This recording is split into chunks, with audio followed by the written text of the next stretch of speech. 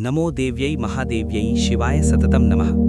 क्या आपने कभी सोचा है कि जब पूरा ब्रह्मांड असुरों के आतंक से कांप रहा था, तब शक्ति का वो कौन सा स्वरूप था जिसने अकेले ही पूरी दानवी सेना का अंत कर दिया?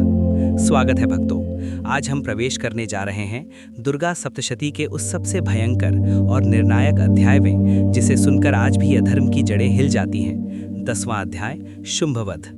ये केवल एक युद्ध की कहानी नहीं है, ये कहानी है उस परम सत्य की जब असुरराज शुंभ ने देवी को ललकारते हुए कहा था कि तुम दूसरों के बल पर लड़ रही हो। तब माँ जगदम्बा ने जो उत्तर दिया और जो विराट स्वरूप धारण किया, उसे देखकर स्वयं काल भी थम गया। कैसे सारी मातृका शक्तियां माँ के भीतर समाहित हो गईं, कैसे आकाश और पाताल के बीच वो मल्ल युद्ध हुआ जिसने सृष्टि का भाग्य बदल दिया। आज की इस विशेष वीडियो में हम शुंभवध की उस अखंड गाथा को विस्तार से जानेंगे, जिसे सुनने मात्र से शत्रुओं का नाश और भय का अंत होता है। अगर आप भी माँ दुर्गा के अनन्य भक्त हैं, तो कमेंट में जय माता दी लिखना न भूलें और इस अलौकिक यात्रा में मेरे साथ अंत तक बने रहें। तो आइए शुरू करते हैं दुर्गा सप्तशती के 10वें अध्याय की ये महागाथा। रणभूमि का वह दृश्य अत्यंत प्रलयंकारी और रोंगटे खड़े कर देने वाला था, जब महाबली निशुंभ देवी के हाथों धराशायी हुआ। अपने अनुज की मृत्यु और अपनी अक्षय असुर सेना का सर्वनाश देखकर असुरराज शुंभ के भीतर प्रतिशोध की ऐसी ज्वाला धधकी जिसने उसके विवेक को पूरी तरह भस्म कर दिया। उसकी आंखों से क्रोध के अंगारे बरस रहे थे और उसने 10 दिशाओं को थर्रा देने वाला ऐसा भीषण अट्टहास किया कि पर्वतों की कंदराएं गूंज उठीं। शुंभ ने अपनी बची हुई समस्त दानवी सेना को, जो संख्या में करोड़ों थी, अंतिम युद्ध के लिए ललकारा। वह स्वयं एक ऐसे दिव्य स्वर्ण जड़ित रथ पर आरूढ़ हुआ जिसमें हजारों वेगवान घोड़े जुते हुए थे। उसके रथ की ध्वजा आकाश के बादलों को चीर रही थी और पहियों की घरघराहट से पाताल लोक तक की धरती कांप उठी। शुंभ ने अपने मणियों से जड़े विशाल धनुष को उठाकर ऐसी टंकार की कि स्वर्ग के देवता भी भयभीत हो उठे। करोड़ों असुर गदा, पट्टिश, त्रिशूल, तलवार और तोमर जैसे घातक शस्त्र लेकर देवी को चारों ओर से घेरने के लिए काल की भांति दौड़े।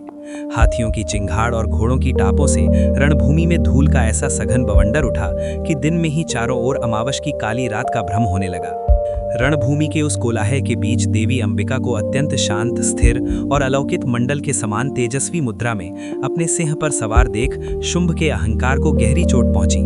उसने अपने असुरोचित मद में चूर होकर व्यंग्यपूर्ण स्वर में ऊंचा अट्टहास किया और कहा कि ओ चंडिके, तुम अपनी इस क्षणिक विजय पर इतना गर्व क्यों कर रही हो? तुम तो वास्तव में मायावी और छल करने वाली हो, क्योंकि तुम स्वयं निर्बल हो। तुम ब्राह्मणी, माहेश्वरी, कौमारी, वैष्णवी, वाराही, नारसिंही और ऐन्द्री जैसी 7 महान शक्तियों की आड़ में छिपकर मुझ अकेले से युद्ध कर रही हो। यदि तुम में वास्तव में क्षात्र धर्म का सत्य है और तुम स्वयं को अद्वितीय महाशक्ति मानती हो, तो इन सब सहायक शक्तियों को तुरंत इसी क्षण यहाँ से विदा करो और केवल अपनी निजी सामर्थ्य से इस त्रिलोक विजेता शुंभ का सामना करो। तभी मैं यह स्वीकार करूंगा कि तुम्हारी अपनी कोई स्वतंत्र सत्ता है।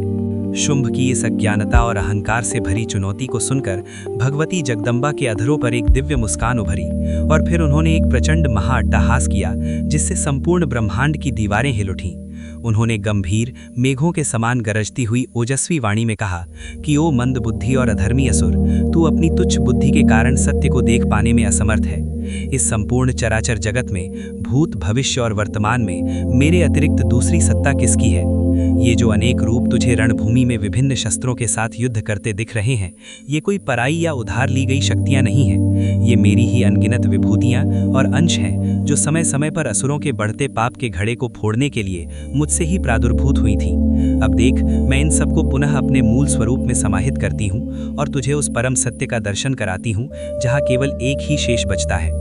इतना कहते ही रणभूमि में एक ऐसा अलौकिक और विस्मयकारी चमत्कार घटित हुआ जिसे देखकर स्वयं त्रिदेव ब्रह्मा, विष्णु, महेश और समस्त ऋषि मुनि नतमस्तक हो गए। देखते ही देखते ब्राह्मणी के मुख से निकलने वाला ब्रह्म तेज, वैष्णवी का सुदर्शन चक्र, कौमारी की शक्ति, वाराही का वज्र प्रहार और ऐन्द्रिय का ऐरावत सा पराक्रम, ये सभी प्रचंड शक्तियां बिजली की तीव्र कौंध और करोड़ों सूर्यों के प्रकाश पुंज के समान देवी अंबिका के शरीर में समाहित हो गईं। क्षण भर में ही पूरी रणभूमि का कोलाहल शांत हो गया और केवल देवी अंबिका अपने परम दिव्य रूप में सिंह पर विराजी हुई अकेली खड़ी रह गईं। उन्होंने अत्यंत शांत लेकिन वज्र जैसी दृढ़ वाणी में शुंभ से कहा कि देख असुर, अब मेरी समस्त शक्तियां मुझ में एकाकार हो चुकी हैं और अब इस विशाल युद्ध क्षेत्र में केवल मैं हूं और मेरे सामने तू है।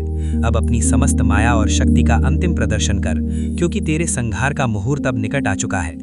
इसके पश्चात देवी और शुंभ के बीच ऐसा भीषण और प्रलयंकारी द्वंद्व युद्ध आरंभ हुआ जैसा सृष्टि के आदिकाल से अब तक किसी ने स्वप्न में भी नहीं देखा था। शुंभ ने क्रोध में भरकर मेघों की गड़गड़ाहट के समान हजारों बाणों की ऐसी सघन वर्षा की जिससे आकाश पूरी तरह आच्छादित हो गया, लेकिन देवी ने मुस्कुराते हुए अपने धनुष की मात्र एक टंकार से उन सभी दिव्य बाणों को बीच में ही तिनकों की तरह छिन्न भिन्न कर दिया।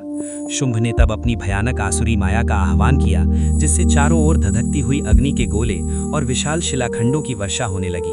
पर देवी ने एक हुंकार भरी और अपने मुख से निकले दिव्य तेज से उस मायावी अंधकार और अग्नि को क्षण भर में शीतल कर दिया।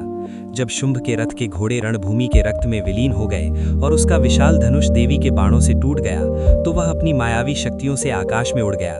देवी भी अपनी सिंहवाहिनी रूप में आकाश की ऊंचाइयों पर पहुंची और वहां उनके बीच वह अद्भुत मल्ल युद्ध हुआ जो युगों युगों तक देवताओं के स्मरण में बना रहा। आकाश के उस महायुद्ध में देवी ने शुंभ को अपने शक्तिशाली हाथों से पकड़कर बहुत ऊंचाई पर ले जाकर 7 बार वायुमंडल में घुमाया और फिर प्रचंड वेग से बिजली की गति से पृथ्वी पर पटक दिया। पृथ्वी पर गिरते ही वह असुर अपनी असुरता के कारण पुनः उठा और मस्तक से निकलते लहू के बावजूद अत्यंत क्रोध में भरकर देवी को मारने के लिए उनकी ओर अंतिम बार झपटा। देवी ने देखा कि अब इसके पाप का घड़ा कंठ तक भर चुका है और इस ब्रह्मांड को इसके आतंक से मुक्त करने का अंतिम क्षण आ गया है। उन्होंने अपना अमोघ और प्रलयंकारी त्रिशूल उठाया, जिसकी दीप्ति से तीनों लोक चौंधिया गए। जैसे ही शुंभ निकट आया, देवी ने वह त्रिशूल पूरी शक्ति से उसकी छाती के मध्य भाग में दे मारा। वह त्रिशूल शुंभ के वज्र जैसे कठोर हृदय को चीरता हुआ दूसरी ओर निकल गया। महाबली शुंभ का प्राणहीन देह एक विशाल पर्वत के शिखर की तरह धराशायी हुआ और उसके गिरते ही समस्त पर्वत, वन और समुद्र डोल उठे। शुंभ के वध के साथ ही ब्रह्मांड से अधर्म और भय का वह भयानक अंधकार सदा के लिए विदा हो गया। आकाश स्वच्छ और निर्मल हो गया। सूर्यदेव अपनी पूर्ण 7 रंगों की आभा के साथ चमकने लगे और शीतल सुगंधित मलय पवन चारों ओर बहने लगी। स्वर्ग के देवताओं ने परम उल्लास में भरकर नगाए बजाए और देवी पर कल्प वृक्ष के पारिजात पुष्पों की वर्षा की। गंधर्वों ने मधुर स्वर में सामगान किया और अप्सराओं ने नृत्य करते हुए देवी की विजय का उत्सव मनाया। इंद्र, वरुण, अग्नि और समस्त देवताओं ने हाथ जोड़कर नतशीर होकर देवी की नारायणी स्तुति की और ब्रह्मांड की रक्षा के लिए अपना सर्वस्व अर्पित करने का वचन दिया। देवी ने अंत में करुणामय स्वर में सबको आशीर्वाद दिया कि जो भी मनुष्य श्रद्धा और विश्वास के साथ इस पावन कथा का श्रवण या पठन करेगा, वह जीवन के समस्त शत्रुओं, भय, व्याधियों और मानसिक बाधाओं से सदा के लिए मुक्त होकर परम शांति और मोक्ष का अधिकारी बनेगा। तो भक्तों, ये थी असुरराज शुंभ के वध और मां आदिशक्ति के उस विराट स्वरूप की कथा, जहां उन्होंने सिद्ध कर दिया कि इस पूरे ब्रह्मांड में केवल वही एक सत्य है और समस्त शक्तियां उन्हीं का अंश है।